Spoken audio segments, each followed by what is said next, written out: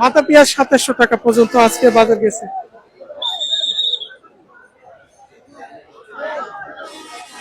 কি ব্যাপার ভাই, মন খারাপ নাকি ভাই?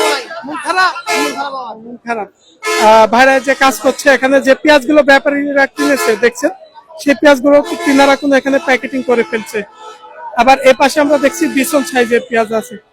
আসসালামু আলাইকুম। আচ্ছা, বিশাল কিনেছেন না বড়? বেসন কিনেছি কত হইছে? 2400 থেকে 2500। তাই 2400 থেকে 2500 টাকা পর্যন্ত।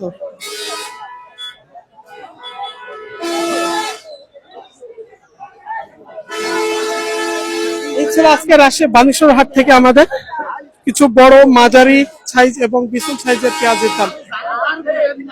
ভাই আর বলবো না কেন, কি হয়েছে? কি হবে মানে এই 2500-2600 করে পেঁয়াজ বেশি কৃষকের থাকবি কি? কিছু থাকছে না, না কি থাকবি?